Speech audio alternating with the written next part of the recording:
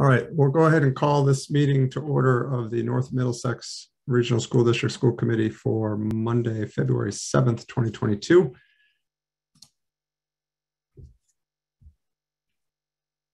Just a note to attendees and the committee that this meeting is being recorded. Our next scheduled meeting of the North Middlesex Regional School Committee will be held at 7 p.m. on Monday, March 7th, 2022.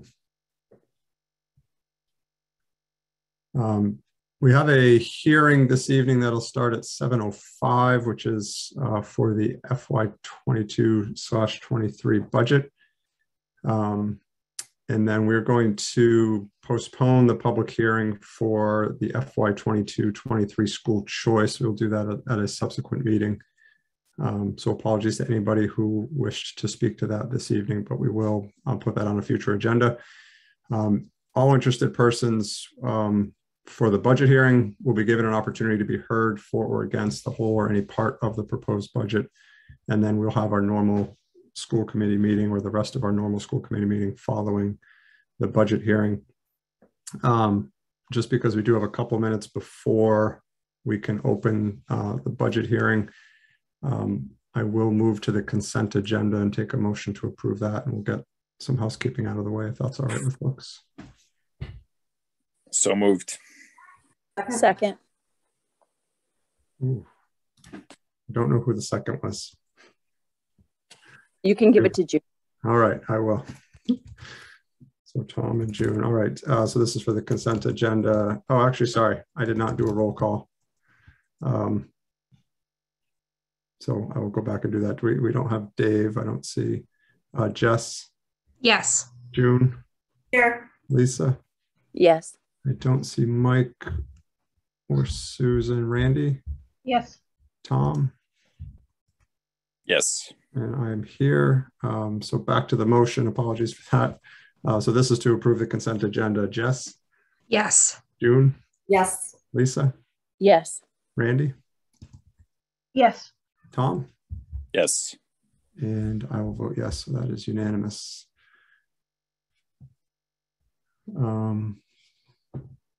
I believe Robin was having audio issues.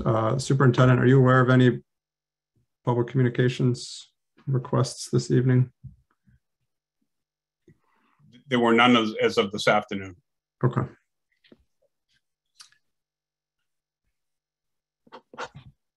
All right, I'm going to give it the 30 more seconds and then we'll open up the hearing.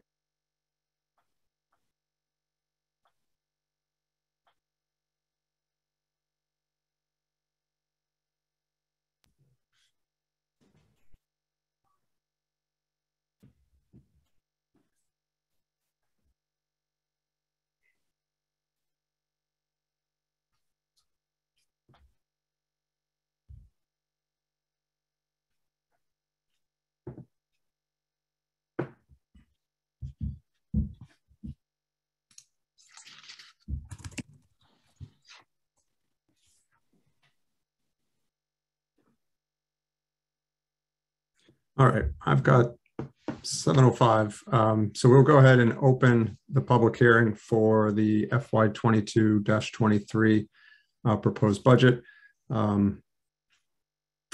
Just for those that have not been through this before, so the superintendent's going to present an overview of the proposed budget for our next fiscal year. The public will have the opportunity to address the school committee relative to that proposed budget. Again, you can speak for or against, or ask questions or make comments on that. The budget has been available on the website for a few days now. I think back on Thursday it was posted, and hard copies were also available at central office. So we'll first have the superintendent present an overview. The committee will have some discussion. We'll open it up to the public and then any other discussions, and then we'll close the hearing. For those that do wish to speak when the time comes, if you could use the raise hand feature in Zoom, I believe attendees should have that. Then we will promote you to be able to speak at the meeting, and we'll go through it that way. Any questions from the committee before we get started? All right, Superintendent, I'll turn it over to you. Nancy, can we get the slideshow into presentation form, please? I'm just waiting for Robin to give me access to share my screen. Just so everyone that's listening is aware that this slide shows basically a broken down view of the budget narrative that was presented on January 10th, and that is on the website and has been on the website for a few weeks now. So again, this is not new information. This is the information that we have been working from since January 10th. No additional modifications to the budget have happened. So thank you. And we can just go right to the first slide, Nancy, if you don't mind. So the focus for FY23, as it always has been, is to continue to present a transparent and responsible budget that will meet the needs of students and staff in the school district. And this process was once again something that was initiated early on with a series of budget summits between the district and town representatives. This year we held 4 budget summits in October, November, December, and January. We can move on to the next slide. And the focus for next year, hopefully, is that we will begin planning for the endemic phase of COVID-19. That's something that we're all hopeful for, and we will hopefully continue on with our in-person learning and continue on with making advances in this process so that we can hopefully move on, even with some of the restrictions we currently have in place, will hopefully be removed moving into next year, and we'll continue to utilize federal funds for student intervention and plan to follow through with our strategic plan that was developed a couple of years ago, which has been slowed obviously due to the pandemic. You can go to the next slide. The unknowns have always been the unknowns for North Middlesex and many regionals and many school districts in general. The special ed transportation, that is something that is always an unknown. We generally get 1 bid for that annually, and we are held to the contractual price of the company that bids on that. And again, pretty much every year we get 1 bid for the special ed transportation, so it's very difficult to negotiate prices when there's no competition. Salaries and new positions. There is an educator shortage statewide, and finding educators that fall within our desired salary range may be difficult for some positions. Some other unknowns: while we did gain back about half of the homeschool students we lost due to COVID-19, we're unsure as to whether or not we're going to gain more students back for the next school year. So that's one of the reasons why we've asked to hold off on school choice just until we get an idea as to the number of students that are coming back, to see if we go back to the pre-pandemic homeschool numbers. And we're still about 50 students over what we were previously. Enrollments, the actual numbers are fluid. The kindergarten enrollment is projected, homeschool returns, and of course we do have a number of move-ins due to foster families and other, and just people that are new to the district annually coming in, and we do monitor that throughout the summer. Health insurance, the Fallon plan is ending, and 109 staff on this plan will be switching to a new plan, so we're not sure how that will impact the health insurance number. And food service, in FY22, the USDA provided free meals to all students. That is not yet determined if that will continue into FY23, but rumors are that that will continue. You can move on to the next slide, Nancy. So FY23 vision and priorities. We'll continue to work towards a programmatic consistency that we have been working on at the elementary and middle levels. To again become a true K-12 district where we are consistent at all levels. It's really not an issue at the high school, but again, having the 3 elementaries and the 2 middles, just working towards having programmatic consistency so that everyone is prepared when they enter the high school and have had similar experiences when it comes to academics. Examine all potential revenue sources that the district has at its disposal in order to fund additional enhancements. To build an equitable technology infrastructure so that we can increase our purposeful use of technology to benefit students and staff, and then to continue the implementation of our long-term vision for curriculum, instruction, assessment, and data analysis. Per pupil cost, right now, North Middlesex is at just over $16,000 per student. You can see that down below it says North Middlesex Regional School District 2020 per pupil cost is just over $1,400 below the state average. We can move on to the next slide. And the overall budget picture for FY 2023 represents a 3.06 increase over FY 22. That's an increase of just over $1.8 million to just over $61.5 million for FY 23. And that also would include a change of 5.76 full-time equivalency or staff to the budget. So we are asking for an increase of 5.76 staff members to the FY 22 budget. The breakdown, hopefully everyone is able to see this. Salary and contractual obligations and benefits, those are all collective bargaining agreements and contracts that are in place, 2.56%. Again, it's a 3.06% increase. So the salary, contractual obligations and benefits takes up a pretty large chunk of that. Special education and tuition expenses is just below 0.3%. Transportation is at 0.26%. And then we have a list of other items as well, from facility and security needs, transfer to stabilization, technology expenses, curriculum and PD needs, school choice and charter assessment, and other items that would add to that 3.06% increase. But again, the largest impact is the salary, contractual obligations and benefits for our individually contracted employees, and also our collective bargaining agreements for all 5 collective bargaining groups.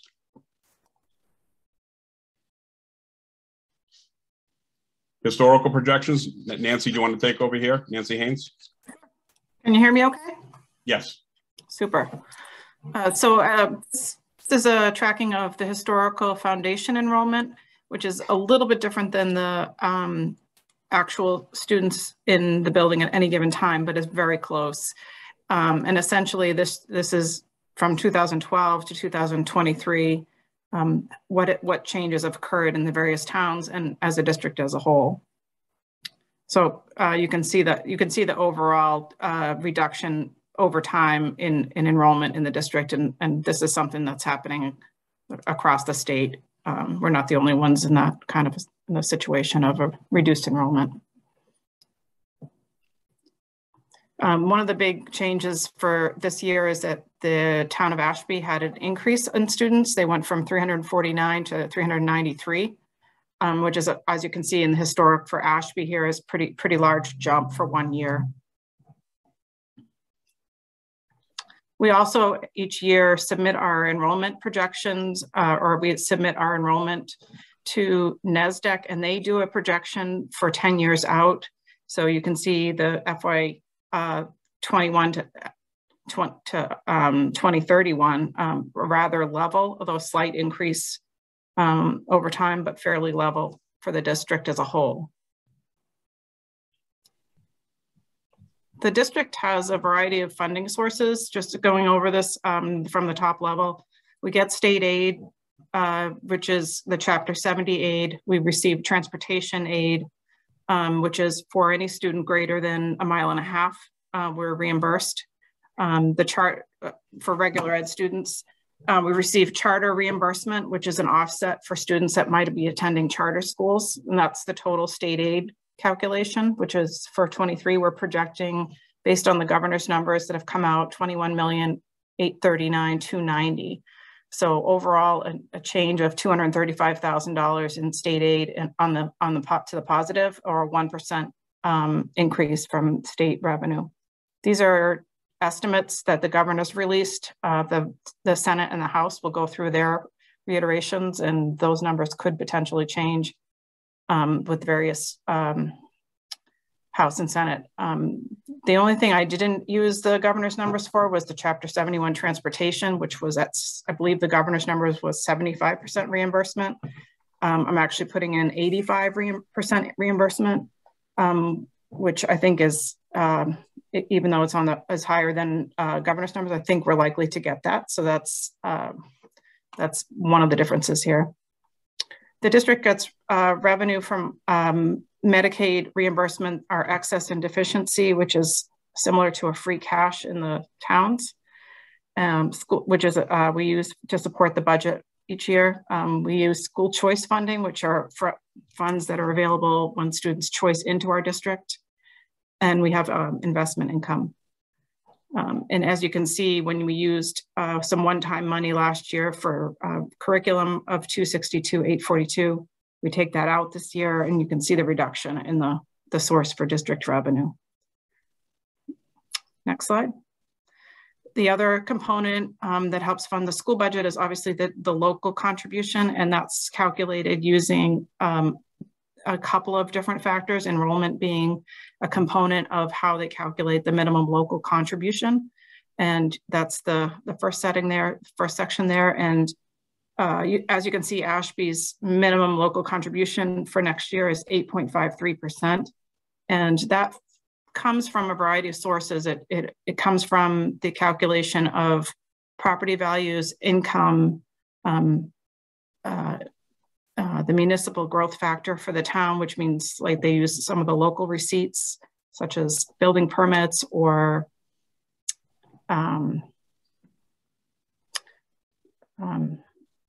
motor vehicle excise goes into that as well. So those are the numbers that are released. Again, this is the governor's proposal.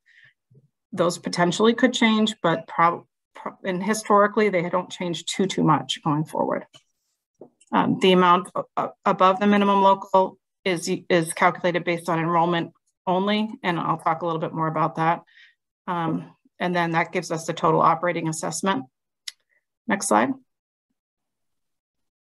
I wanted to include this slide just for reference. This is just a summary that is put as part of the Chapter 70 formula related to the minimum local contribution. And again, it's just for reference, but I wanted to include it so it was available if people had questions about that. Next slide. The other aspect aside of the town's local assessment is the transportation assessment. And the transportation assessment obviously is affected by whether the state is giving us a certain percentage of reimbursement. And that's based on that 85% reimbursement from the state. And that's generally shared based on enrollment. And the next is a summary of both the operating and the transportation assessment, which is the total local revenue. And that's is a 5.63% increase. But again, you can see the effect that the increase in the minimum local for Ashby and enrollment has on that number. So Ashby coming in very high at 12.59, Pepperell at 4.49, and Townsend at 5% even. Just a comment about the debt service. The debt service is going to change. These numbers are high at the moment. We have new numbers that are draft that are significantly lower, mostly due to the way we had the funding of this most recent ban that just happened. Actually settled on the 4th, February 4th. So we'll be updating those numbers shortly. Next slide. The governor's budget that was released, I think I already mentioned most of this, included the Chapter 70 formula. Those sometimes change once the House and Senate get them, but in general, they're not significant enough to generally reset the budget. But we'll keep an eye on that. We also have our health insurance CIC assessment. We did receive that. We haven't implemented that into the budget yet, but I believe we're going to be able to keep that assessment number that's in the budget the same as it is. I mentioned the debt service already. We have state assessments that are a part of the governor's budget, the charter and choice assessments that will get updated. So those are going to change. We don't have estimates for our next year's property and our workers' comp insurance yet. As Brad mentioned, we have additional staffing potential changes or retirees as the budget unfolds, and what the reopening plan is for FY22 and 23. And as well as the elementary enrollment levels. Again, we're using some estimates at that right now. This slide is sharing the certified excess and deficiency, which is, like I mentioned, very similar to the free cash number. We just received the results of the FY21 E&D, which was certified at $3,704,476. This budget, we estimate that we'll be using $2,045,000, which is the same as we used in FY19 and 20. And that would be 55.2% of the E&D that's available.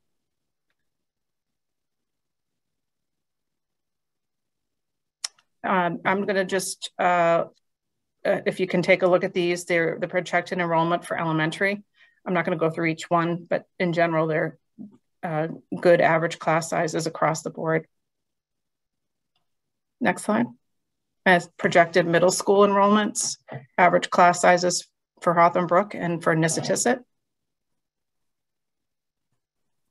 And the projected high school at 785 is the estimate based on the 8th grade, a projection of 8th grade coming, a certain number of 8th graders coming up to the 9th grade. Next slide.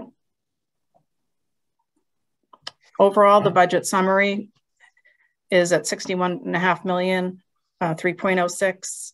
In this broken out into these functional categories: administration, instructional support, pupil services, which includes transportation, operations and maintenance, insurance and retirement, debt service, and out-of-district assessments.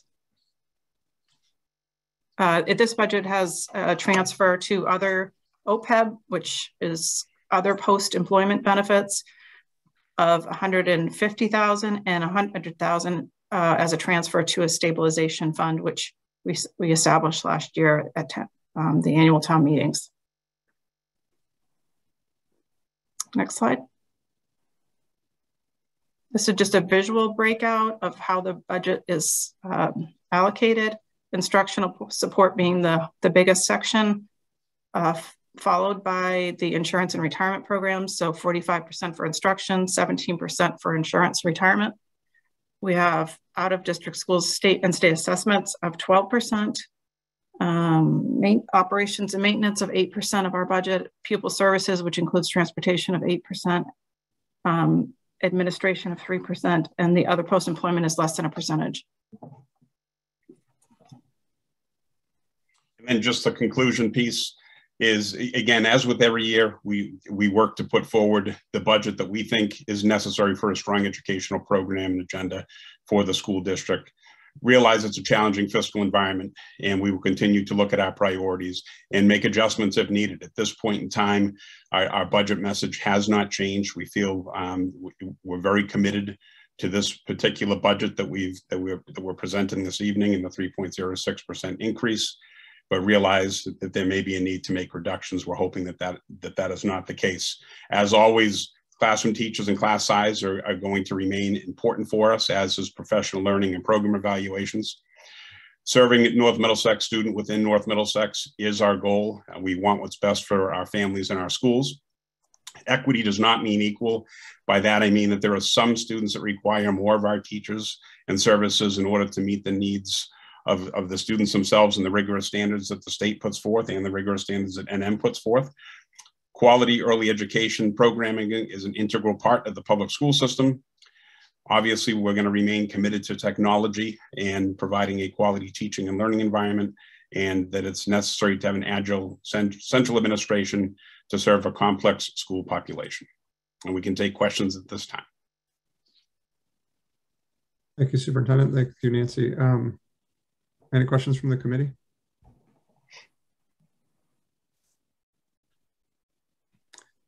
Susan? Yes, you'd mentioned that the Fallon Health was no longer being offered. That's one of the most cost-effective health plans, right? Yes, it was the lower cost of the three options. Okay, so it is planned to be replaced with the Blue Cross Blue Shield plan, which is also looking to be a relatively affordable, although more than the Fallon plan was.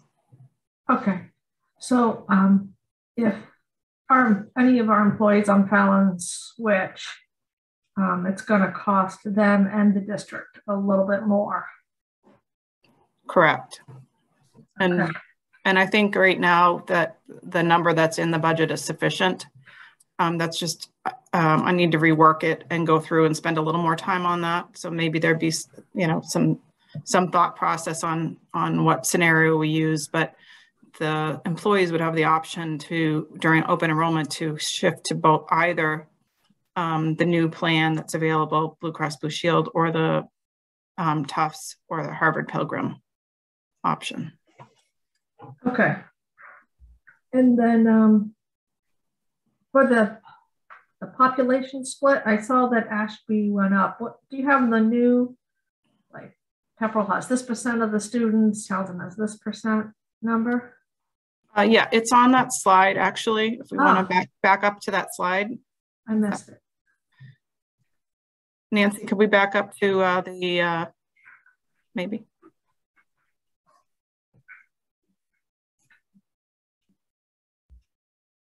Which number slide is it? It's the one with that I corrected earlier today. With the enrollments and the percentages for the member towns. It's a foundation enrollment. Foundation enrollments. I was trying to look through my notes. Coming up to it. One more. One more. Oh. Sorry. It's not it. No. Nope. Forward. Must have zipped past it. All right. Keep going.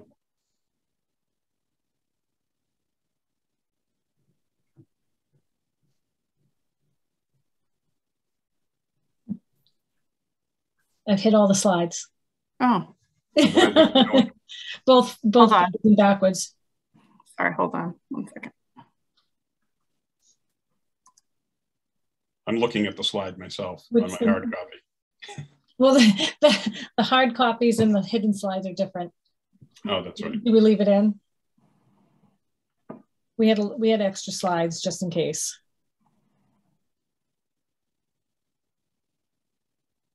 You go back to the, I think the line graph, right? Could we not?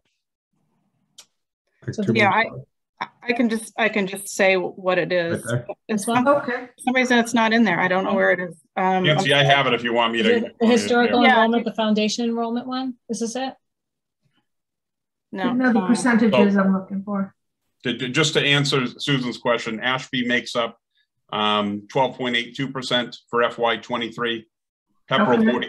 46.97, and Townsend 40.21.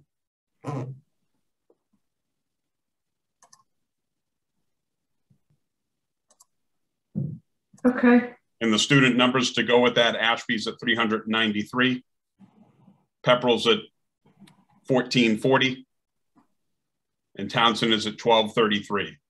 Which is right here. For a total of 3,066.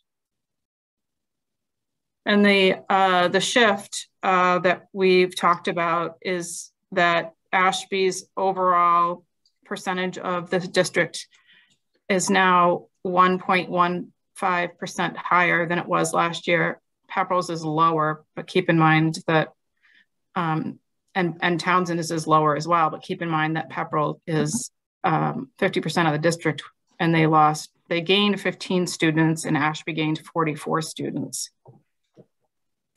So when you have a shift like that, you see it. Right. Yeah. Ashby got a double whammy with the state changing their minimum local and then their student percentages. Right. And their municipal growth factor also increased. Okay. No, that's all I have for now. I want to give other people a chance to ask questions. I won't hog. Thank you, Susan. Just before June, we get to you real quick, Nancy, the Fallon Health change, was that related to Fallon's discontinuance of their commercial lines, or is that a district decision to get ahead of them? Discontinuation of Fallon. Okay. Yeah, they're moving on to, I believe, more the government market. All right. Thank you. Go ahead, June. Thanks. I am just wondering what we can do to help Ashby with this, because that's a huge increase for a town our size. And I know there's some other Ashby representation on here, so I don't want to speak for everyone, but I do want to just throw it out there that we probably need some help with this, and what can we do? And I know this is based off the regional agreement too. So is there a way that we could amend it? And if not in time for this year, perhaps for next year's budget season, just so we don't see giant jumps like this. It was mentioned doing it like a 5-year rolling average would be a better way to calculate that, just so no towns would see a huge increase or a huge drop. Everybody could plan a little bit better if we did something like that. So I know it's pretty tight for this season, but is it still possible for something to look at to amend it, or would that be completely off the table? And if maybe we could, look at this a few different ways. I know our E&D was a little bit higher this year, so potentially, I know we don't like to touch it if we can, but in this unusual circumstance, perhaps that's something that we could look at doing. I just wanted to throw those options out there, but I'd be interested in hearing other ideas as well, and interested in hearing from the towns as well. So yeah, I don't think we have an answer right now. I know that in order to get Ashby down to something that's reasonable, again, if we're talking in the area where Pepperell and Townsend are, we're likely looking at well over $1 million just to get down to that level. So several $100,000, which would result in reductions as opposed to increases, most likely just because of the way the budget is set up. Nancy has reached out to Mars, the regional state organization. She's reached out to DESE. She's reached out to the state. We are looking to see what, if anything, can be done, and to see what type of assistance can be provided, but we do not have any answers at this time. And it's possible that there aren't any answers other than just having to make some difficult decisions with regard to the budget. I do think we obviously have to continue to look at the regional agreement and try to update that, because I think a 5-year rolling average would certainly be more beneficial than the way it is right now. Nancy, I don't know if you have anything to add to that. Haynes. I guess just in case somebody isn't aware, when if we were to have an amendment or a revision to the regional agreement, will require all 3 towns vote at their annual town meeting. So it's not a school committee decision. It would be that the member towns would have to vote that, and it would have to pass prior to the budget passing, obviously, because that would change each town's assessment potentially. So it's tricky. It's not impossible, but it would be tricky to get it done with language that everybody is agreeable to, and through that process to notify the member towns and do about what the update would look like and what would change, and then have the town meeting votes. So just wanted to share that.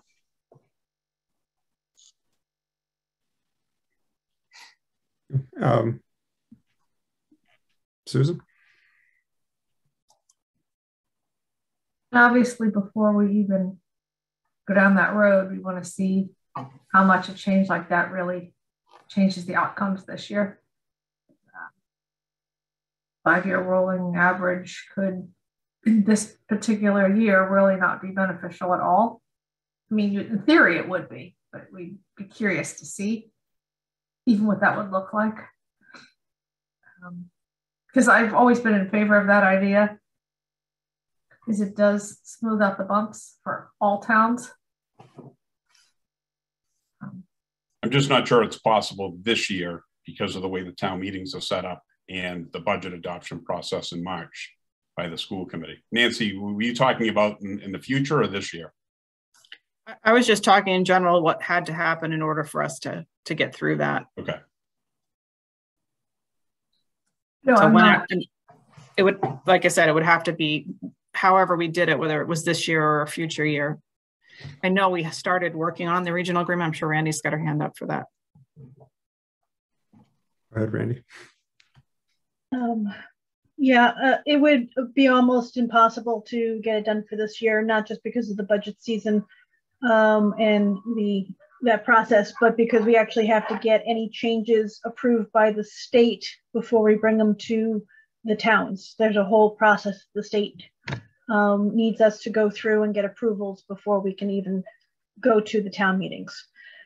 So I will, start doing the regional agreement again, trying to figure out the changes that we need and that would be acceptable and get the input from the community so we can start that process, but it certainly would not be for this year.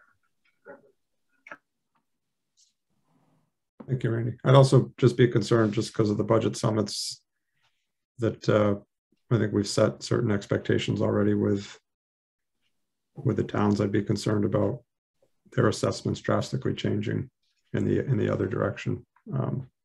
But agree, I think we've got to look at some creative solutions. Anybody else from the committee? Susan, is your hand still up or back up? No, I put it down to give other people a chance and that went back up. Go for it. So please, if anyone has any other questions. No, I mean, I certainly would be curious just to see what it did. I agree with Randy. I mean, we could probably simplify we have a lot of things we're looking at with the regional agreement just to clean it up. But if it changed the way things look in a way that everybody found agreeable, which probably not, but I think it's at least just worth seeing what it looks like. I think if anything, it's illustrative to all the towns that if they had a sudden jump in population, the kind of difference it could make for them doing a 5-year rolling. And it's not something we would pop in and out of, oh, this year we'll do 5-year and next year we won't. It's intended to be a long-term, long outlook change if it's something we want to do. But I think this is illustrative of how a bump can really change things. But Ashby also has the state that changed them due to other factors. It's not just their population shift. Okay, the other half of that, not half, but the other question I had, am I looking at this right, Nancy? I dug into the detailed budget and I was looking at it, not detailed, by function code. Line 3,300 is transportation. Is that regular transportation only, or are there other things in there that basically 4 million on 3,300, I'm sorry. I believe it's both. Hold on, let me just confirm that. Because I was looking at that, I'm like, okay, it's almost $4 million in the budget for transportation. The state's given us 1 million and the assessments are 3 million. So, yes. 3 million assessments, 1 million from the state, but it seems like the state's only providing 25% of our transportation costs. It's both.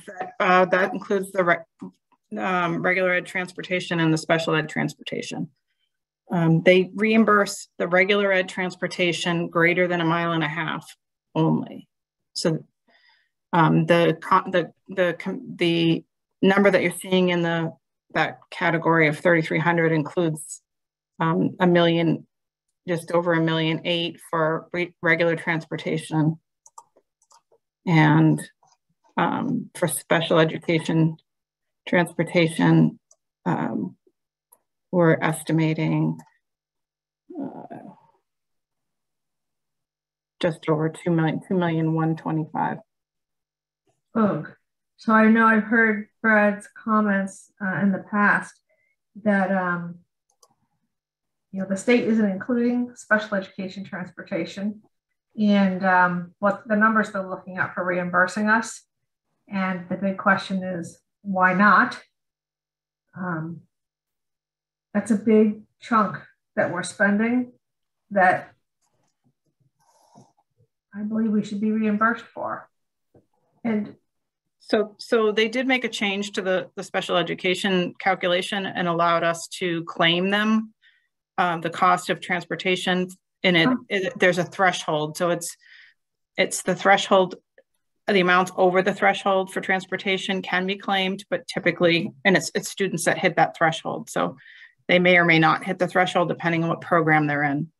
Oh, is this like circuit breaker kind of idea? It is circuit breaker, actually. It's through that program. So there's some funding that we could look at in circuit breaker. It just needs to be sustainable. So I'll take a closer look at that for the, the March 7th to see if we can take advantage of any of that. But it's not that we're going to get more money from the state. It's reserves. That's probably not the right word to use. Well, it is funding from the state for circuit breaker if we utilize that. Oh, okay. We typically use that circuit breaker funding for tuitions, and again, you get a reimbursement back for if you hit a certain threshold. And I believe it's don't quote me on this, but somewhere just over 47,000. So if you hit that $47,000 number, they'll reimburse us for the amount over that, a percentage, whatever again, that's part of the state budget process. So it could be a percentage that's 75%, 80%, 60%, I don't think, but 75% is typical. I think years and years ago, they had a crazy low year, like 30% or something. But I'm glad to hear it's up in that range. Just checking my notes here. I think that answers the questions that I have. Although it is, I remember way back long ago, it was about a 50-50 split between what the towns paid and what the state paid. And looks like the state now is paying more like 35 to 39%, depending on how you cut it. So it's disappointing that it's a much lower percent than they did, I don't know, whatever 15 years ago is. The mid 2000s. Yeah, Susan? That was the end of my questions. All right, thank you. Nancy, I just had a question on the amount going to E&D, I guess the balance, it was I think it was 3.2 last year and 3.7. So what drove that almost, well, I guess, $450,000 difference? Was there a single thing that contributed to that, or? I think some of the contribution towards that was potentially COVID because of the way the spending worked last year. And I think you'll see, I'm guessing some of the towns had funds that were not able to be used because of the way we were operating in the hybrid and the remote. That's part of it. We had some revenue closeout as well. We also got another contribution from the collaboratives. So I can pull that number apart a little bit more for the committee at some point. Yeah, it just seems like so long ago. I didn't realize that like FY21 would have been that COVID time. So it's from the activities ending June 30th, 21. Right. All right, thank you. Anything else from the committee before we go on to public comments? No, I guess I had wanted to ask this, but that reminded me, I forgot, was about the funds that we received from COVID. Are there still some unspent funds that we can use? Of course, it's one-time money, or that we're planning to use outside of this budget?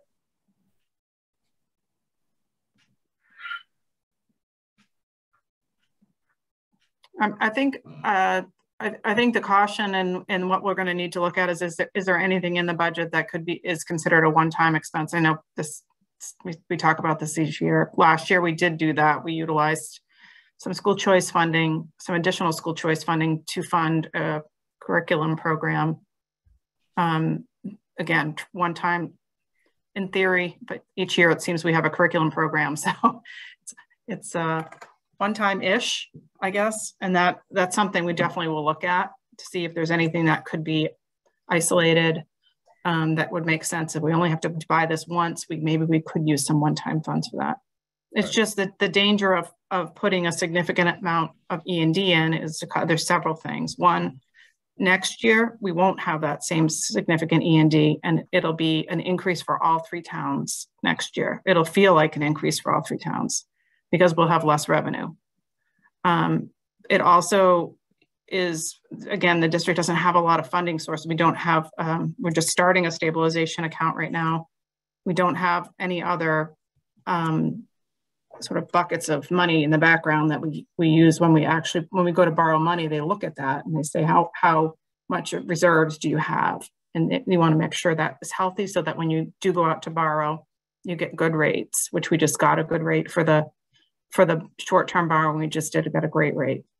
So that we'll be settling the high school project, the accelerated repair projects, and we will be doing a long-term borrowing, I believe. Hopefully, if we get all those projects closed out and our final MSBA payment comes in, we'll be doing a long-term borrowing, which we would want to be looking like we're in the best position we can be in. And one of the questions, and Brad sits in on these, but one of the questions they always ask are, what are the pressures are you for using funding to support the budget like that? So you end up, you can see over time from FY14 to FY21, we've obviously increased the reliance on this funds.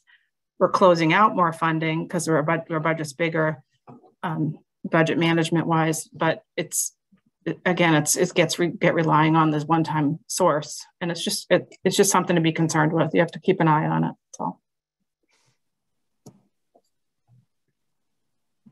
All right, thank you.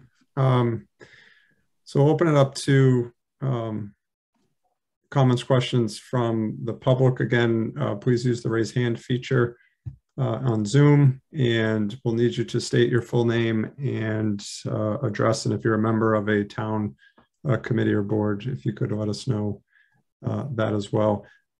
I'm going to try to use it looks like an allow to talk option in Zoom. So we'll go with the Ashby Select Board member, and hopefully we'll be able to hear you.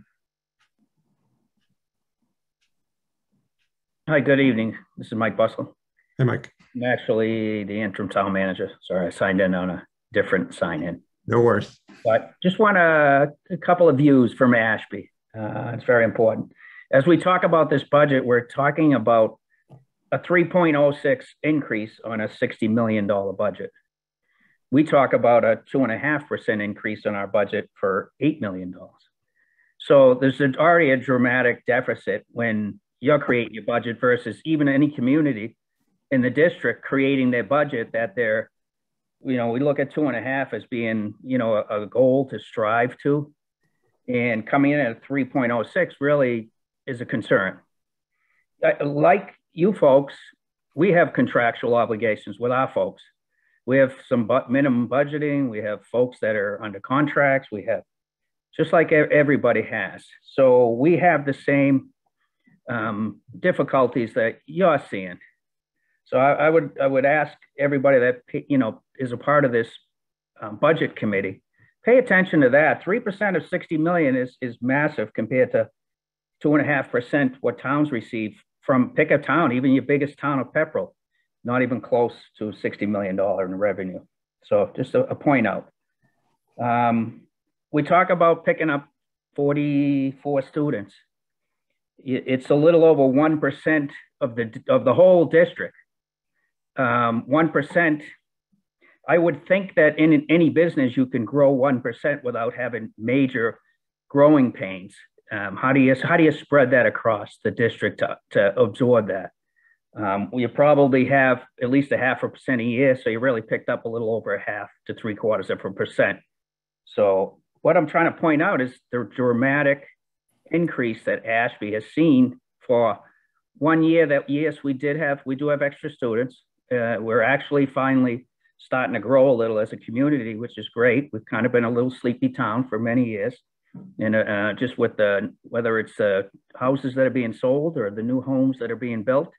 We've had some more, younger generation moving into our community, which is great. We'll be over time, hopefully be able to figure out how to absorb that, but to absorb it in a 1-year increment is very difficult for us, because the increase you're talking about is well past what we received in revenue, and the impact is going to be dramatic to the community. We were only last year with this year we're currently in with our budget. We ended the budget season, we put $10,000 into stabilization. You're asking us to come up with $198,000 in addition to our normal assessment for this year. It's going to be very difficult in our community to absorb that. We're gonna have to make some dramatic decisions that will probably hurt. When you create your budget, you're creating a whole budget. You're asking for a whole budget. We as a community try to ask for a whole budget, but we're on the receiving end. We're going to have to see a reduced budget based off of, call it a department in our community, looking to fund their budget as a whole. So I would ask that they take a hard look. There's a lot of great ideas out there on how to absorb this. We're not trying to get out of our obligation, which we're asking for help on how do you absorb that, even if it's over time, because the bill's not going to go away by us all discussing it tonight. The bill is the bill. We just have to, I guess, really look hard and try to help each other through this process, because it's important. This is going to have a major effect on the community of Ashby at this point, the services that we're able to provide, because $200,000, over $200,000 is probably a good portion of a lot of people's budget in this community. So trying to absorb that across the town will be difficult. I would ask that we look at, when you create a budget, your budget went up 3%, or you're asking for 3%. You didn't fund the E&D at 3%. Why wouldn't we try to do that? You're going to pick up, you can see it on the screen, 400,000 or more in excess on your E&D. And look at the E&D. Your E&D is technically what was left over from last year's budget. So if you can look at ending your year, I wish I could end my year with a $3,700,000 extra in my budget. It's unheard of. It's really, there's an opportunity to take a hard look and really make some good decisions, I'll say, not tough decisions. Make some good decisions to help your communities. I'm not just speaking for Ashby, but Pepperell and Townsend, I'm sure we'll have similar, concerns to get through this budget season. But I would ask, and I talk to Nancy on a regular basis. She's trying as hard as possible to look at every avenue to try to see what we can do, to help soften this particular year. Like I told you, we're not trying to get out of our debt is our debt. We're a community. We're very responsive to what we're obligated to, but we're asking for some help to get through this, and then how to manage it. How do we manage it as a community in the future? Very important. We've had a lot of great discussions. We'll continue to have the discussions, and we'll try to all work through this. But what I'm asking tonight is continue with some additional, hard look at the budget to really help us get through this budget season with the school this year. So thank you for allowing me to speak. I appreciate it. Thank you, Mike. I appreciate that. I don't know, Nancy or Superintendent, if there's anything you wanted to say before we moved on.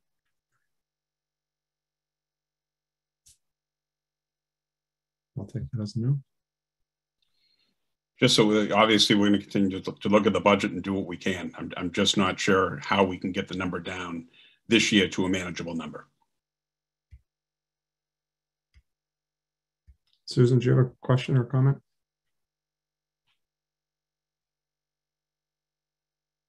No. All right. Next, we have Mr. John Ladek. Yeah, I was muted. I'm sorry. All right.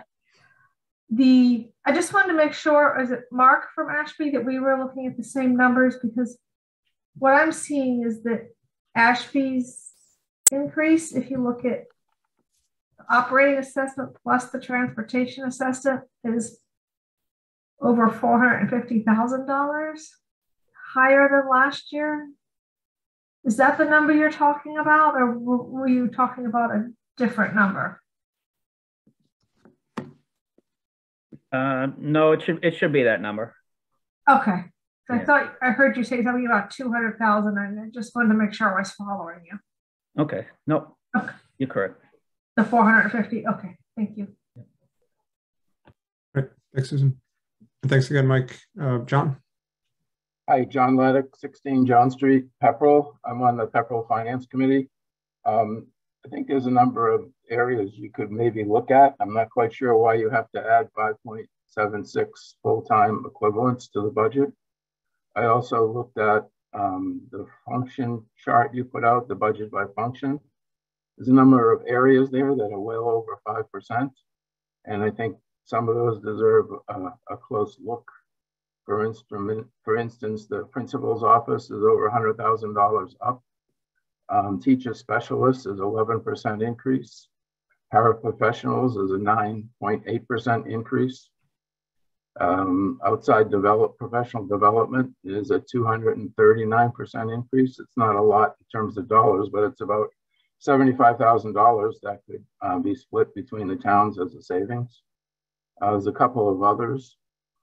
Classroom instructional technology is up by 25%. Guidance and adjustment services is up by 13.72%. Health services is up by 21%. Building a security system. You have a brand new school. It seems like some of that should have been in there. 79%, that's a 203% increase. And the last one that I looked at real quick was technology, infrastructure, maintenance, and support. That's up by 23%. So those are some big jumps. And I think they deserve a second look by you folks to see if they're really necessary. Thanks for the chance to talk. Thank you, John. Anybody else from the public? Or anybody else at that point? I see somebody else from Ashby, Select Board number 2.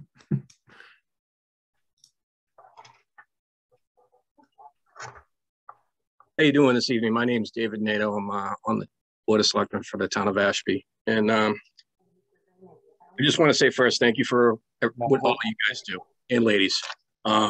Second, the over 12% increase for Ashby just is not going to work for our budget. I understand you guys are going to have to make some tough decisions, but that would be detrimental to our town and our residents in Ashby. And to go back on Mr. Laddick, if I'm saying your name correct, is it that you would be adding 5.6 individuals to the payroll? Is that correct? Yes. Okay. How many individuals were added last year? Nancy, do you have that? Do you by chance have that number? I don't have it in front of me.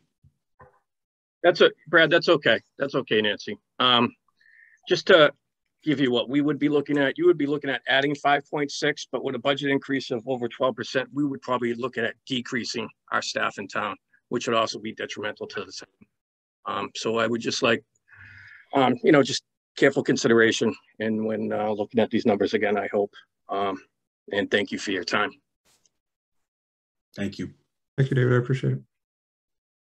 I don't ever want to make a cut. Okay. Anybody else?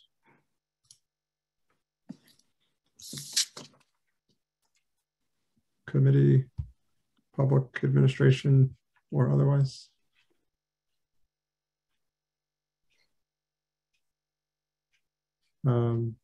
Diane?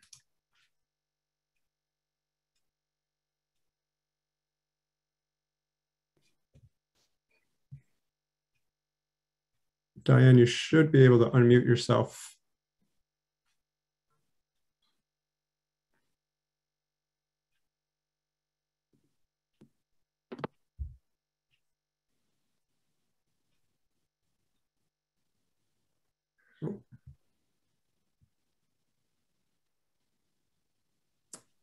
All right.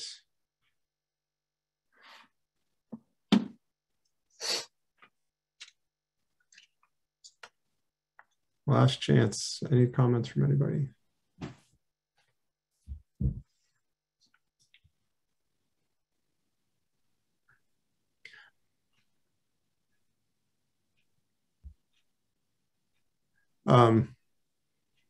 I guess, Nancy, a question for you. Just, I know in the past, money has been moved, I shouldn't say moved, but there's been different classifications in the budget, which has resulted in certain line items looking like they've increased or decreased dramatically, when in reality, it was just a classification change. Did we have any of that this year? You're muted, Nancy.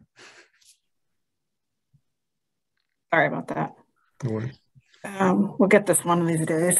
I think there was some again, it was all in the instructional areas here. 2220 department heads was in 2120. I think that's the line that moved. So there has been some of that. I think the biggest thing was really last year, which was moving the IT, instructional administrative technology, the 1450. We used to be all IT costs.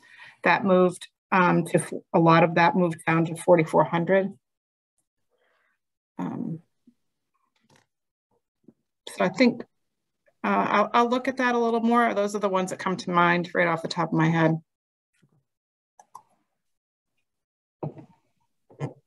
I appreciate that. Not too many this year, honestly. Looks like we have Eldon, and your name just disappeared when I clicked. Oh, Garhart, if you want to go ahead. Yes, thank you for allowing me to speak. Eldon Garhart, on the Finance Committee here in Ashby. I realize that this is kind of echoing the sentiment of everyone that has spoken on behalf of Ashby, but it is a very dire situation to us because we are in need of a lot of upgrades for equipment, towns, pay for employees, or else we could very easily have a very deteriorated infrastructure for the town. I was wondering if there's any way we could have a united front and address maybe the state, say, hey, maybe you could kick in a little bit more for transportation, or, you know, is there something that we could do as a team and go to the state and talk to them, or are there even federal options that we could pursue to help cover some of these costs?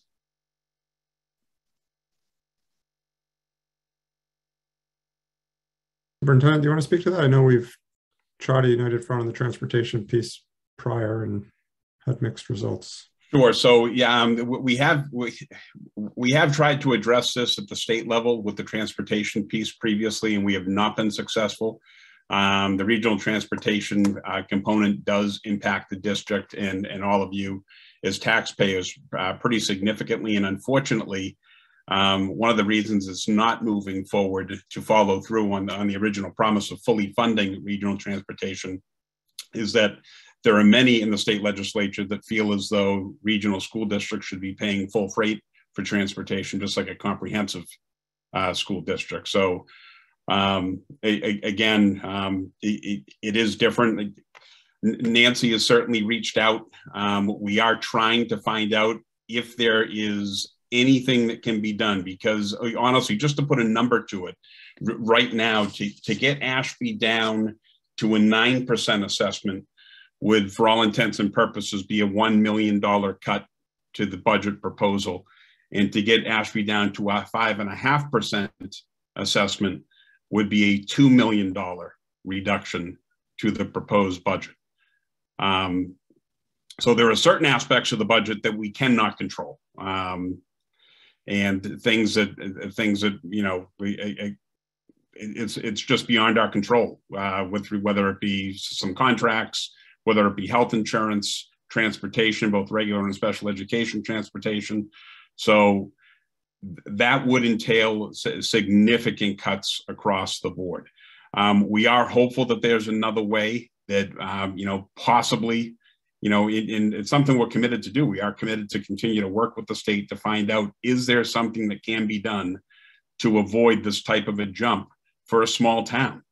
Believe me, there's not, I don't think any of us feel as though that Ashby can afford this increase, nor could really any towns. So it's something that we are committed to working towards, and hopefully we'll be able to find a solution. I just can't guarantee it, but we will continue to work on it. Okay. I've been in several states, and a lot of the states, I guess basically what I'm wondering is, could we approach the state and have, as even with other school districts, and maybe try to remove a seat for every child in the transportation system? Because I've lived in many states where if you want your child to go, you just pay a monthly charge for your child to be on that bus.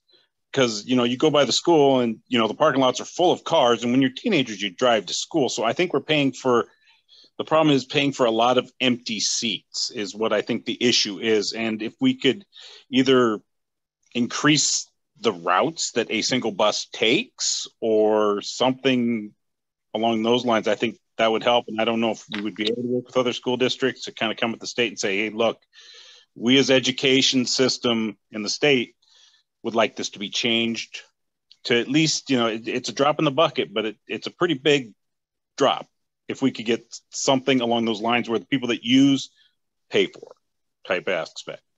Right. All right. Oh, go ahead. I'm sorry. I was just going to say, I think the biggest obstacle that we face is that regional schools are by far the minority in the state. The great majority of school districts are comprehensives, and regionals continue to not get the voice that is needed. We're not even allowed to charge, you know, if we're reimbursed 70%, we're not even allowed to charge families the 30% difference that we're not getting back. That is not allowed. So it would entail changing a mass general law that outlines the state transportation guidelines for regionals. It's actually a specific law that would need to be changed in order to move away from this, the one that guarantees every student has a seat on the bus. Okay, well, thank you for the time. I appreciate the ability to speak, and thank you for the great answers. I appreciate it. Thank you, Alden. Diane, I had you next. Hello, did it work this time? It worked, Diane, you're on. Okay, this is Diane Rollo. I teach at Ashby Elementary. I was just wondering if you could go back to the slide that showed the projected class sizes for next year. And then I know it was talked about last year about mentioning maybe having some of the people from either West Townsend or Townsend join Ashby. And it was brought up last year, but then it was never brought up to like the parents, and it hasn't been brought up again this year. So I was wondering maybe when that might be brought up so that we could help the numbers in Ashby just for class size to make them, you know, have more sections available than just one. So that would, Diane, that would entail a district policy change. Because it would, for all intents and purposes, be changing the policy on school assignment. So it is, again, it could be an optional type thing right now where choice is put out to parents, but the obstacle is going to be is that parents would have to transport their own children because busing would not be provided unless there was a change in the policy that would allow for the assignment to school policy to change. All right. I was just wondering because I know it was brought up when we were talking about, you know, not closing Ashby and making our numbers bigger, that it was just mentioned last year, and then it was never mentioned again. So I was wondering if that was going to ever change. It's something that's definitely under consideration with the policy committee, but again, it needs to, we need to make sure that we're able to do it and that it makes sense. And right now, the choice aspect would entail parents having to drive their kids from West Townsend to Ashby, which again, unless there was a convenience piece to it of, you know, if it was on someone's way to work or something like that, I guess it's possible. But I think transportation would need to be provided, which would enact additional costs. Okay, thank you. Mm-hmm. Thank you, Diane. David, did you want to say something? And then Susan, and then I don't know if Ashby Select Board still has a question.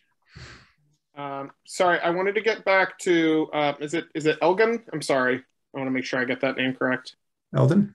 Eldon, excuse me. So there was a few other things too. I think kind of the biggest hang up with our budget that people don't seem to get is the transportation thing. This has been the bane of all of our existence for a few years now. Especially because we don't get a ton of competitive offers. Sorry, we get one offer that's not very competitive for buses. So we've looked into a variety of different ways to kind of circumvent that, whether it's talk to other districts potentially about, you know, forming a coalition of buses, or you know, like how could we buy our own buses, any of those kind of things. So we've been looking into it. We've been pushing it. You brought up, could we possibly extend the bus routes? I know for Ashby, one of the pieces of feedback that I hear most frequently is that the buses, especially to the middle school, are quite long already. So that's also a pretty big concern. But I'm wondering, and the superintendent might be able to answer this, but if do we even have, I guess, 30% of our district students riding the bus? What would be the possibility of getting rid of, I guess, the other 70% of that funding, and then just doing a charge to those who want to use the buses?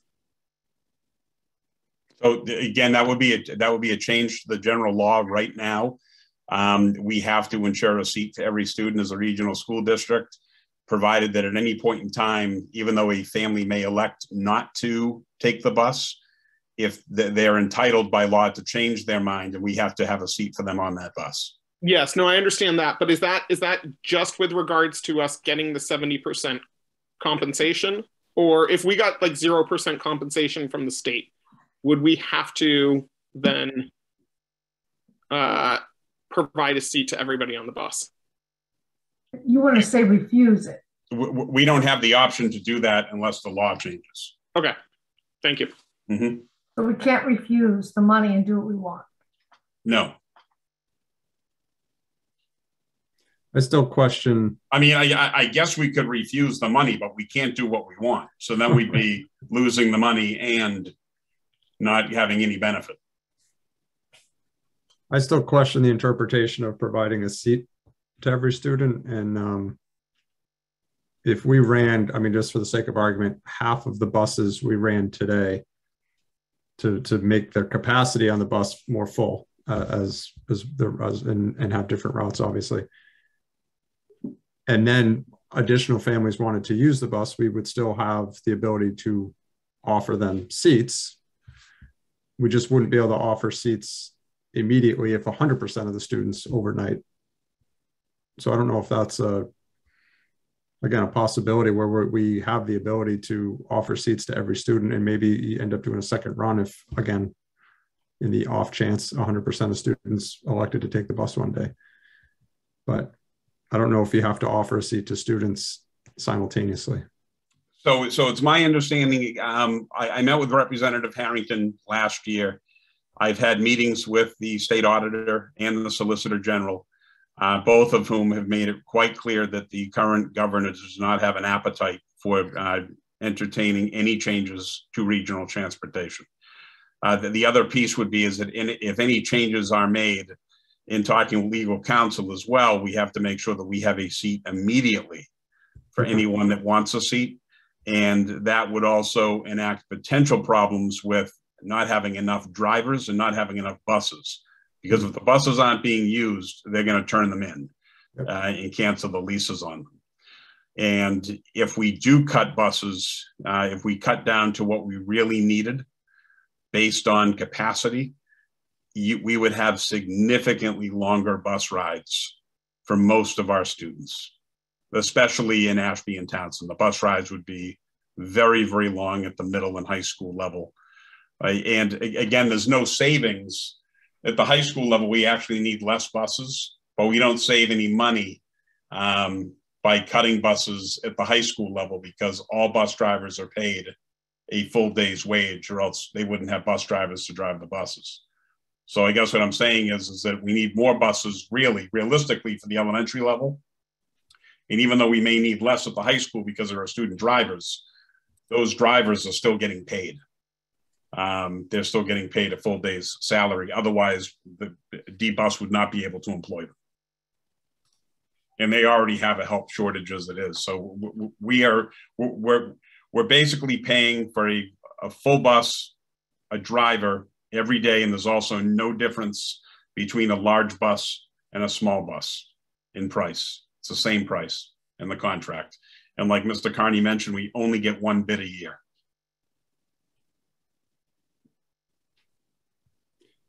Thank you. David, do you have anything else? No. Nancy, did you have anything? I saw your hand up briefly. Are you good?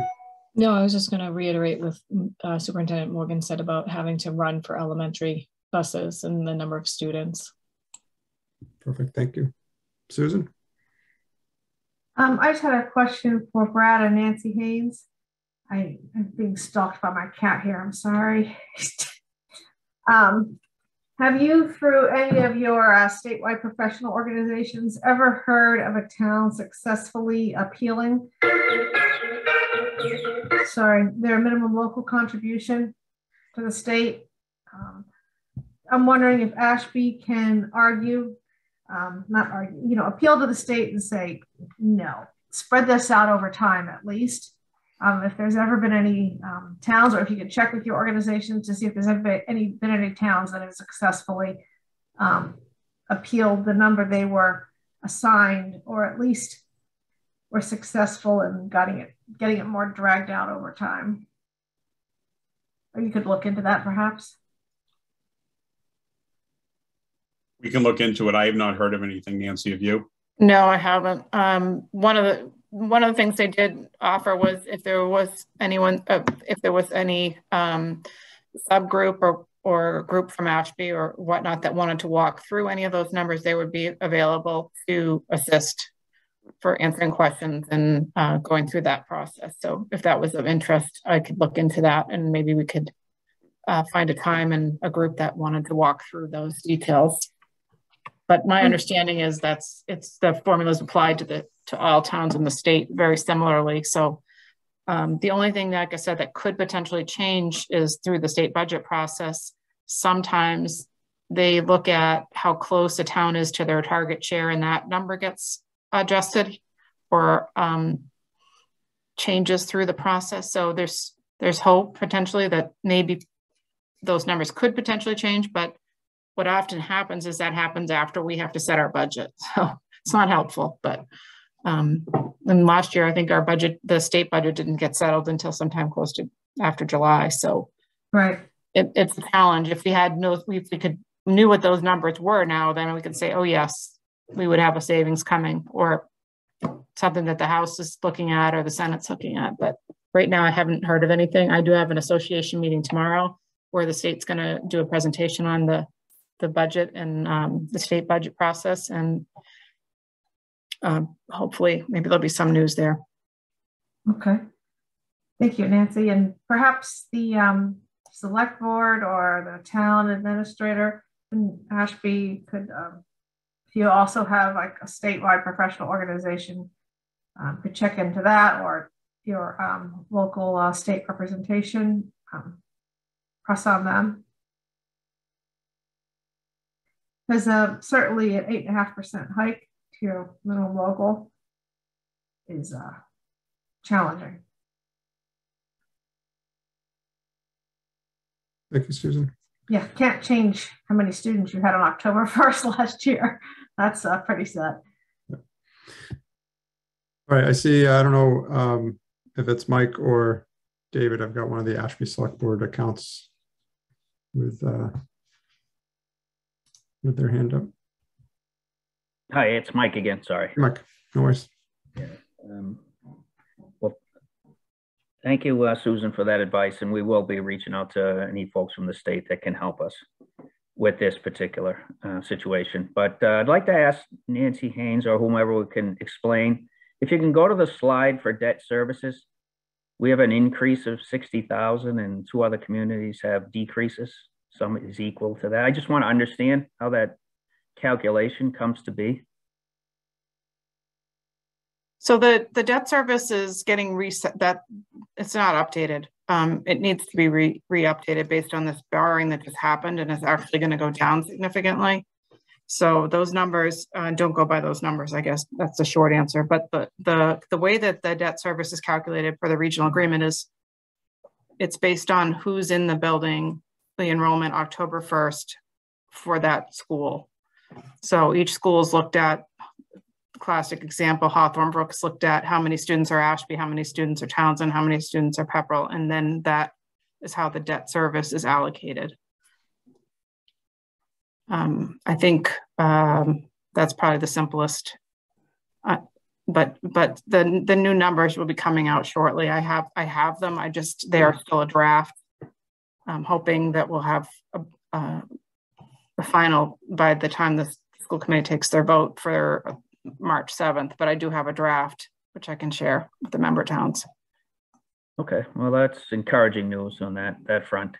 Is it possible to bring up that one last time, the E&D slide? I just want to point something out with.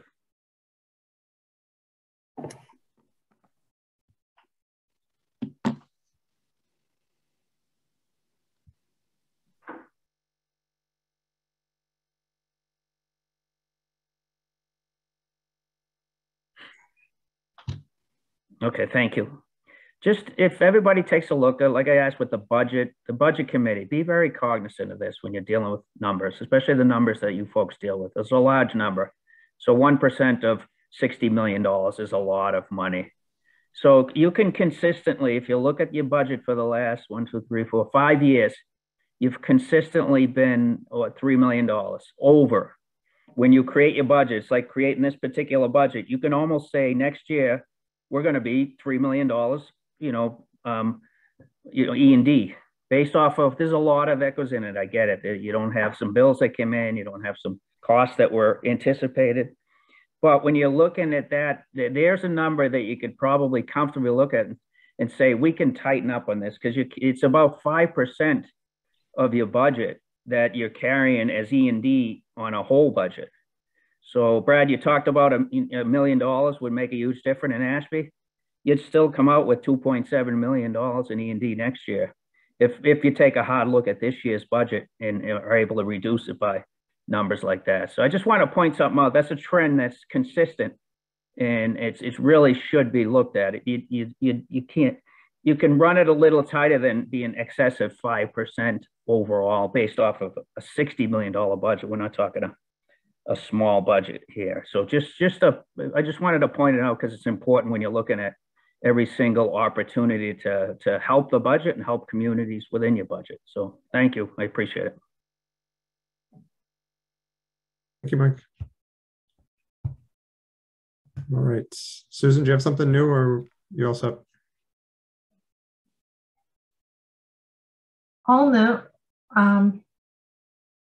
Nancy, to the immediate question here, the part I just want to reiterate, which isn't new, the part of having money in E&D is that it helps get better interest rates on our borrowing, which helps keep some of those costs down. But it is something always to look at. We certainly don't want to cut it too low just because it's there for the emergencies. And again, when we use E&D to support the budget, that sets up a structural deficit. So I don't know if Nancy, I got the right word there, but eventually that money runs out. So it's not sustainable to use too much of it. but it's always something to assess. The other thing, the question that was asked about Ashby's debt, I know, Nancy, you're rising the numbers. I think Ashby is still paying off the loans for the work done on the Ashby building at the elementary school. Is that true? No, they're finished paying that. Oh, they're done. Oh, great. Thank you. So, and the other question is, someone mentioned earlier about the security numbers being up in the new high school. And correct me if I'm wrong, Nancy or Brad, but I believe the security number going up is to address security at the other buildings that are not the high school. It's not at the high school, correct? Right. Okay. That's all I had. Thank you, Susan. That was quick. That was quick. I appreciate it. Any other comments from the committee or the public? Going once, twice. Okay, seeing none, we will go ahead and close the public hearing on the FY 22-23 proposed budget. I appreciate those that provided input and feedback and comments. We'll certainly continue to look at this and see what we can do based on the feedback received. And again, appreciate everybody's input. You don't have to stop tonight. You may continue to send us input and feedback. The Finance Committee will continue to meet, and then our next meeting on March 7th will be, I think, our vote on the budget for next year. So moving on to, we did not have any public communications requests outside of the hearing. So we'll move on to, if he is still on, the student representative report. I thought I saw him on. Is that,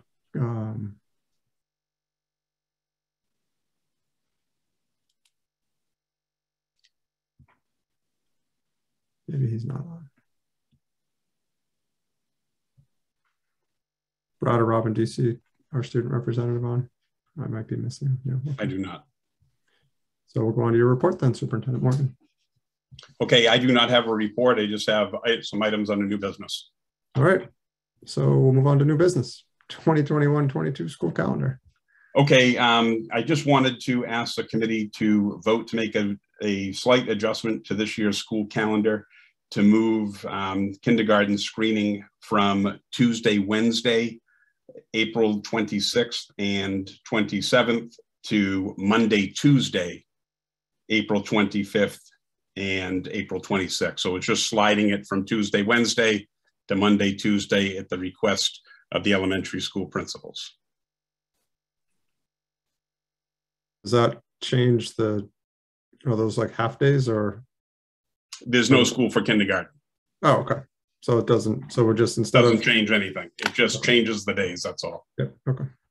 But it is a calendar change, so I wanted to bring it to the committee. Yep.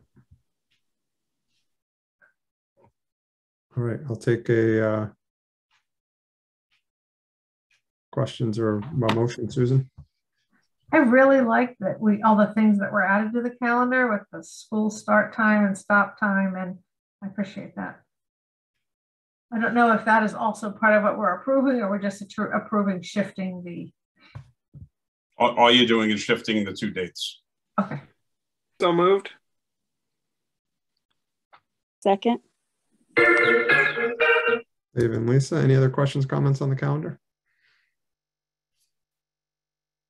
All right, so this is to move the dates of the kindergarten screening. Dave? Yes. Jess? Yes. June? Yes. Lisa? Yes. Randy? Yes. Susan? Yes. Tom? Yes. And I vote yes, so that's unanimous. Moving on to the assistant superintendent candidate. Yeah, so as I had shared with the committee previously, we had 22 applicants for this position. A screening committee made up of administration, staff, and parents interviewed what ended up being 6 candidates. We did have 2 withdraw, and they forwarded 3 candidates to the central office interview team, and that team has unanimously selected Dr. Gary Barboa-Reese to be the next assistant superintendent, and that needs to go to a school committee vote.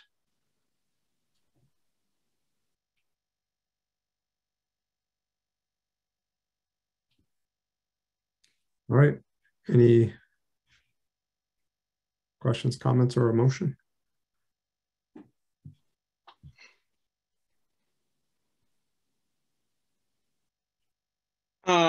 I have a concern that I would, I don't know what exactly we're allowed to discuss with regard. You're only allowed to vote.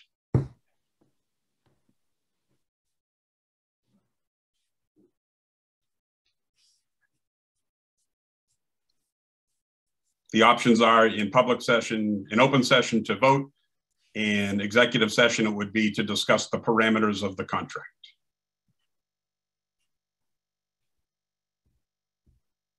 Can we, oh, sorry, Randy had her hand up. Yeah, I think we can discuss professional, his professional resume or qualifications. That is something that is open for public discussion, if I am correct. I'm not sure. Similar to the superintendent, not personality, things of that nature. Exactly. So, because Brad is right, we are voting on approving the assistant superintendent mainly on qualifications. A reasonable reason not to vote yes would be if you feel that he's not qualified for the position. Other than that, the school committee does need to give their approval without undue or unreasonable withholding of that approval. So I would guess qualifications are up for discussion.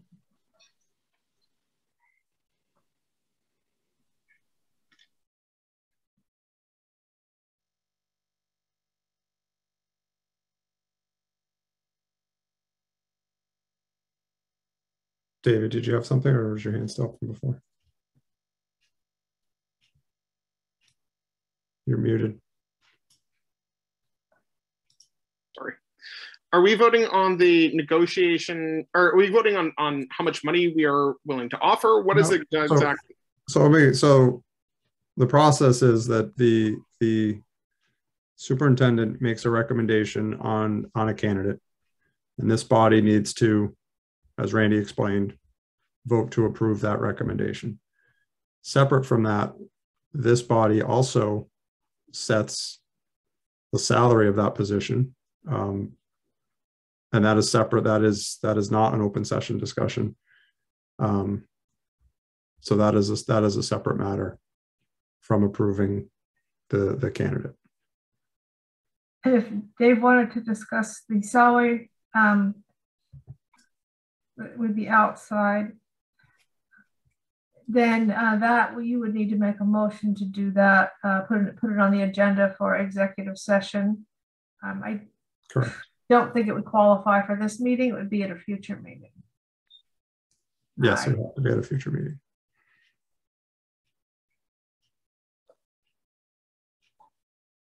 Okay, so I can request that in a future meeting in an executive session, we discuss the salary options.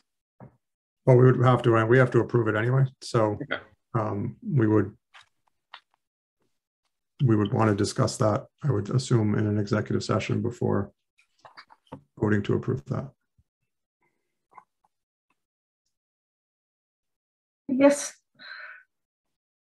is it an option? Would it be an item that was not reasonably foreseen and within 48 hours before the posting that we could vote to convene an executive session tonight? I'm not quite sure if executive session has different rules regarding the timing. It does not. It does fall within the 48-hour period, and I would say it's fair to say that this is not an emergency situation of unanticipated business. Okay. I mean, worst case, That we makes could call a sense. special meeting for Wednesday at 8:37 or Thursday evening if we had to expedite that discussion.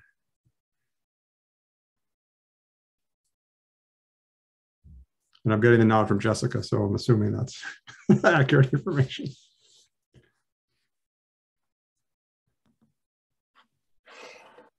Then I will make a motion then.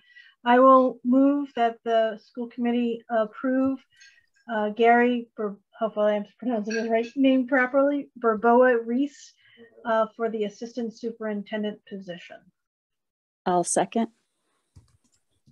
All right, so Randy and Lisa, any other questions or comments?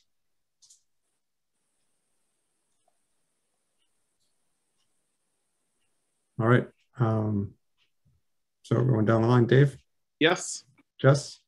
Yes. June? Yes. Lisa? Yes. Randy? Yes. Susan? Yes. Tom? Yes. And I will vote yes. So that is also unanimous. Thank you. Thank you.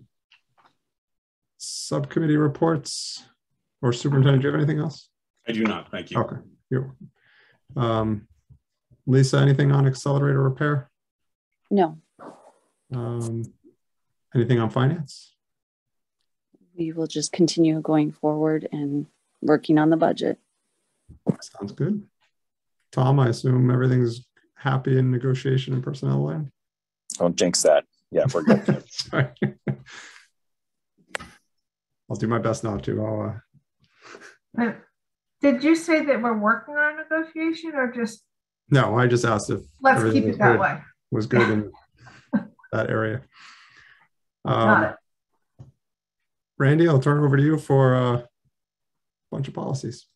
I could just make one more quick, you didn't see my hand go up at the very end of that. Oh, I did. Yep. Thank you to the search committee and to everyone who was involved in looking for the assistant superintendent and bringing a qualified candidate to our attention and for our vote. So thank you very much for all the hard work.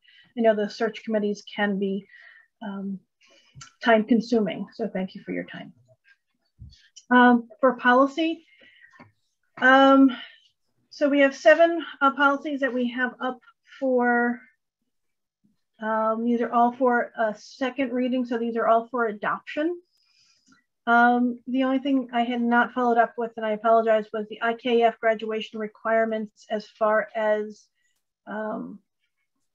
juniors. There was one instance that I wasn't sure if it was covered for dual enrollment juniors on getting the civic action project completed.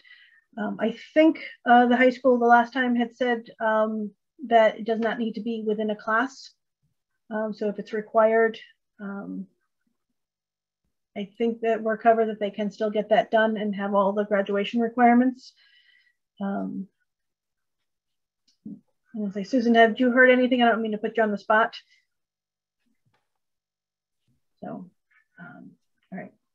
So I'll leave it up to the committee on whether you want it to approve IKF graduation requirements tonight or put this off to the next meeting when I can find that out. And I do apologize for not having that answer tonight. Or we can just vote them all in, and if we need an exception for this 1 year, we can probably put something through.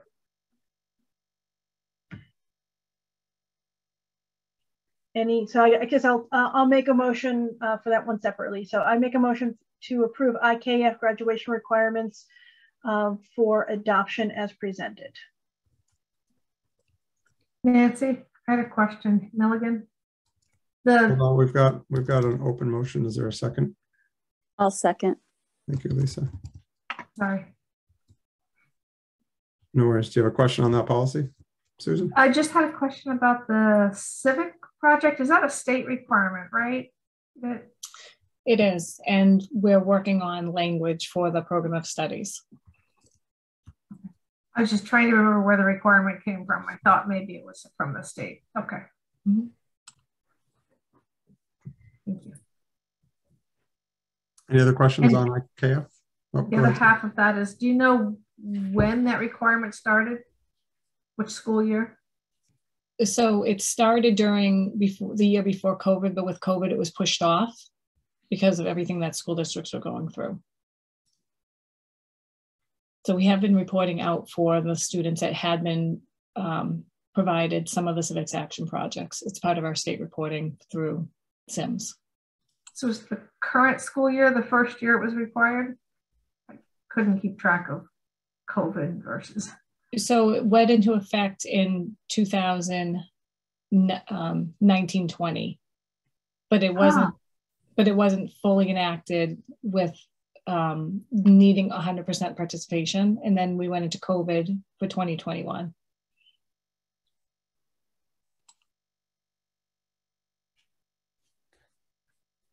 All right, anything else on IKF? All right, so this is to approve IKF graduation requirements for adoption. Dave? Yes. Jess? Yes. June? Yes. Lisa? Yes. Randy? Yes. Susan? Abstain? Tom? Yes. And I will vote yes. So that is unanimous with one abstention. And I'll take the rest of the policies together. There was no comments from anybody in the public or from on the school committee. And there was no questions about these at the first meeting. So I will move that we approve EB safety program, EBB first aid, EBC emergency plans, EBCD emergency closings, EC building and grounds management, and ECA building and grounds security for adoption as presented. I'll second. Any questions, comments on these? All right, so this is to approve policies EB, EBB, EBC, EBCD, EC, and ECA for adoption. Dave? Nice work. Yes. Jess? Yes. June? Yes. Lisa? Yes. Randy? Yes. Susan? Yes. Tom? Yes. I will vote yes, so that is also unanimous. Any other business? All right. I appreciate everybody hanging in there with the hearing. And then we kind of flew through everything else, so I appreciate that. I will entertain a motion to adjourn if folks are ready. I'll make a motion to adjourn. Second. I don't know, Dave didn't seem too sure about that. Dave? Yes. Jess? Yes. June? Yes. Lisa? Yes. Randy? Yes. Susan? I'm trying to decide. Just kidding. Yes. Tom? Yes. And I'll vote yes as well. Thank you, everybody. Have a good night. I appreciate it. We'll talk to you soon.